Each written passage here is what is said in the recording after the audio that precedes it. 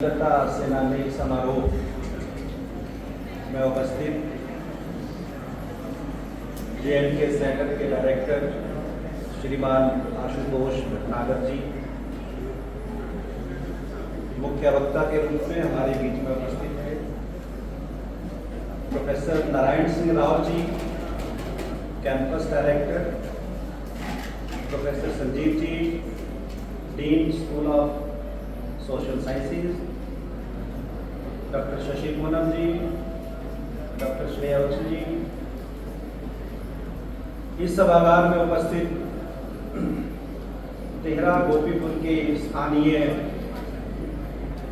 जनता, स्वतंत्रता सेनानियों के परिवारों से आए हुए माता बहनों, बुजुर्गों, प्यारे बच्चों, इस विश्वविद्यालय के प्राध्यापकों, सबको मैं नमस्कार करता हूं।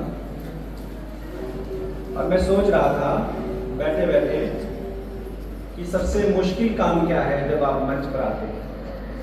सबसे मुश्किल काम ये है कि एक तो आप लेट आए, ऊपर से भाषण सुनाए, और फिर छोटे छोटे बच्चे जो इधर उधर घूम रहे थे, मैं उनको बड़े ध्यान से देख रहा हूँ।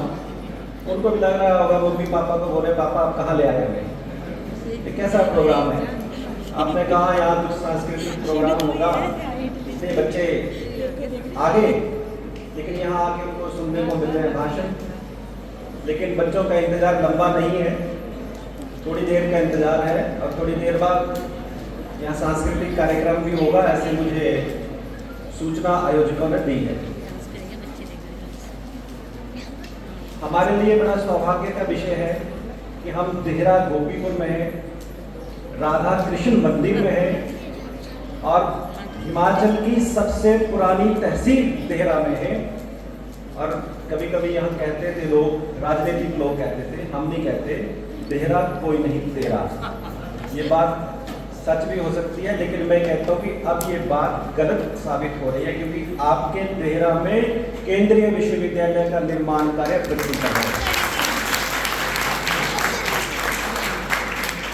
बहुत बड़ा विश्वविद्यालय, केंद्रीय विश्वविद्यालय आपके देहरा में, और मैं देहरा के लोगों को बहुत बहुत बधाई देता हूं कि आपने बड़े समन्वय से, बड़े सहज तरीके से उस भूमि को विश्वविद्यालय के नाम करने में सहयोग दिया, और आज विश्वविद्यालय बन करके तैयार हो रहा है।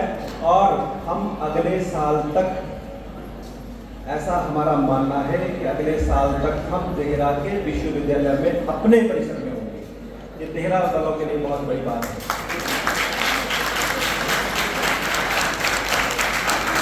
इसके साथ साथ देहरा में माँ बगलामुखी का बहुत प्रसिद्ध मंदिर है, पूरे भारत में जाना जाता है। ऐसे श्रद्धा का केंद्र, ऐसा शक्ति का केंद्र देहरा के पास बनखंडी में है। इसलिए भी हम सौभाग्यशाली हैं कि माँ बगलामुखी का आशीर्वाद भी यहाँ की जनता को मिलता है। अभी जब मैं आ रहा था तो मेरे मित्र ओम प्रकाश प्रजापति जो यहाँ बैठे हैं, मैं उनके साथ शेयर कर रहा था कि गोपालपुर में, पालमपुर में जो जू है, चिड़ियाघर, उसको भी देहरा में शिफ्ट किया जा रहा है। अभी आप लोगों को जानकारी होगी, बहुत बड़ा जू जो है नगर बन गया है। यानी जो पहले कहते थे देहरा कोई नहीं तेरा, उनको आप बता दीजिए देहरा जो है अब प्रगति के पथ पर है, देहरा सबसे आगे है। देहरा आने वाले समय में एक बहुत बड़ा केंद्र बनेगा। देहरा के पास ही प्रागपुर है, और प्रागपुर हम सबको मालूम है कि वर्ल्ड हेरिटेज विलेज देहरा के पास है प्रागपुर। और प्रागपुर को सूदों का जन्मस्थली भी कहा जाता है।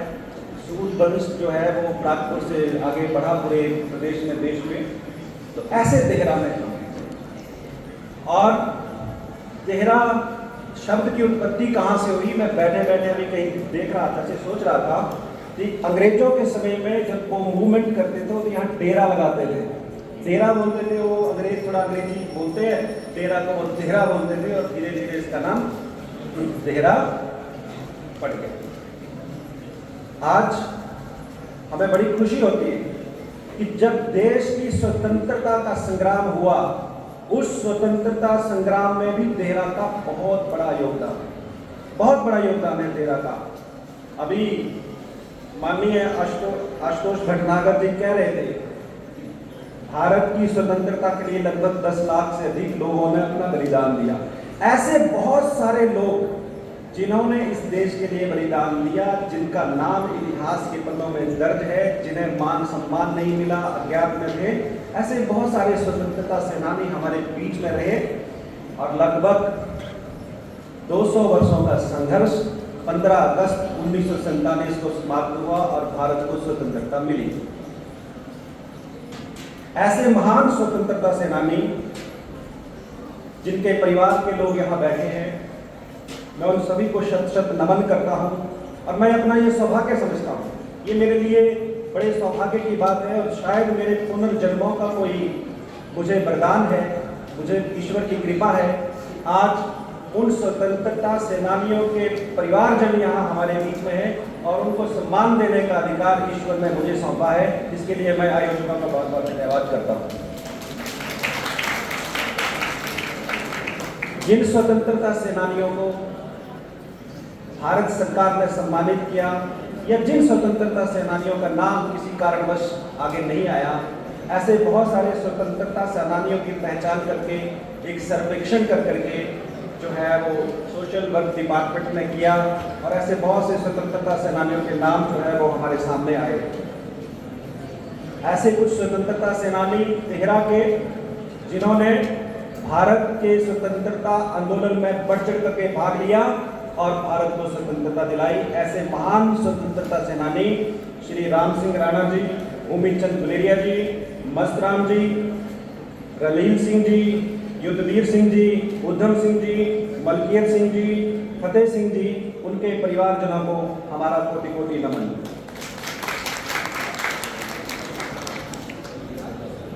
अभी मैं बैठा था तो सोशल साइंसेज के डीन संजीव जी मुझे कह रहे थे कि आपको कोई शेर बोलना है तो आप मैं लिख के देता हूँ।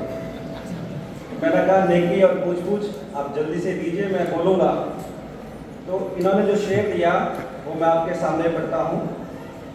आज़ादी की कभी शाम नहीं होने देंगे, आज़ादी की कभी शाम नहीं होने देंगे, शहीदों की कुर्बानी बर्बाद नहीं होने देंगे, जब तक भी रहेगी एक बूंद लहू की शरीर में, भारत माँ का आंचल नीलाम नहीं होने देंगे, भारत माँ का आंचल नीलाम। हम कांगड़ा में हैं और आप सबको ध्यान में है, मालूम है कि कांगड़ा वीरों की धरती है, बलिदानियों की धरती है। भारत का प्रथम परमवीर चक्र विजेता पालमपुर की धरती में, कांगड़ा की धरती में पैदा हुए ऐसे मेजर सोमनाथ शर्मा, जिनका चित्र आपके सामने अभी यहाँ बच्चे बना रहे हैं। ऐसे मेजर सोमनाथ शर्मा कांगड़ा की धरती पर पैदा हुए। लेफ्टिनेंट सौरभ कालिया कारगिल के युद्ध में जिनका शरीर शत विक्षत हो गया, ऐसे वीर हमारी धरती पर पैदा हुए।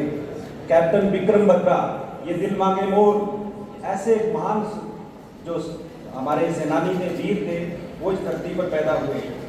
आज एक और अच्छा दिन है कि आज रानी दुर्गावती जी का जन्म भी है। अभी मैं कई बार ये प्रश्न करता हूँ कि भारत के स्वतंत्रता सेनानियों के बारे में आप कितना जानते हैं, भारत के उन वीर योद्धाओं के बारे में आप कितना जानते हैं जिन्होंने देश की स्वतंत्रता के लिए अपना सब कुछ न्यौछावर कर दिया। क्या भारत की स्वतंत्रता में गिने चुने लोगों ने ही अपना बलिदान दिया? नहीं, ऐसा नहीं है। इस देश में बहुत से ऐसे लोग थे जिन्होंने अपना परिवार, अपना घर, अपना सब कुछ छोड़ दिया। और केवल पुरुषों ने नहीं, केवल पुरुषों ने नहीं, महिलाओं ने भी, स्त्रियों ने भी स्वतंत्रता की लड़ाई में बढ़ चढ़ के भाग लिया। ऐसी रानी लक्ष्मीबाई को कौन नहीं जानता। महिला थी, स्त्री थी, 23-24 वर्ष की आयु थी, लेकिन अंग्रेजों से लोहा लिया, लड़ी, वीर गति को प्राप्त हुई। ऐसी वीरांगनाएं इस देश में पैदा हुई। और कई बार आज महिलाओं को 33% आरक्षण लोकसभा और विधानसभा के चुनावों में भी केंद्र सरकार ने दिया है। बहुत अच्छी बात है, महिलाओं को आगे आना चाहिए, राजनीतिक क्षेत्र में आगे आना चाहिए, सामाजिक क्षेत्र में भी आगे आना चाहिए। लेकिन अगर हम भारत के इतिहास को देखें, भारत की संस्कृति को देखें, तो जिस मंदिर के प्रांगण में हम खड़े हैं उसका नाम कृष्ण राधा नहीं है, राधा कृष्ण है। ये स्त्री का सम्मान, महिला का सम्मान हमारे देश में है। स्त्रियां, महिलाएं, मैं तो कहता हूं कि भारत कभी भी पुरुष प्रधान समाज था ही नहीं। भारत हमेशा स्त्री प्रधान समाज रहा है, स्त्री प्रधान देश रहा है। अभी एक विषय आशुतोष जी ने छेड़ा कि लोग भारत के नाम के ऊपर चर्चा कर रहे हैं कि भारत का नाम इंडिया हो, क्या हो।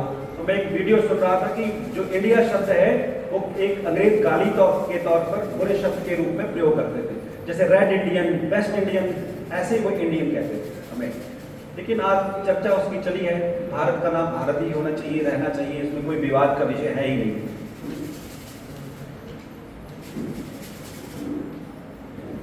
मैं तो ये भी कहता हूं कि जब स्त्री प्रधान समाज की हम बात करते हैं, हमारे परिवार की रीढ़ की हड्डी स्त्री है, महिला है।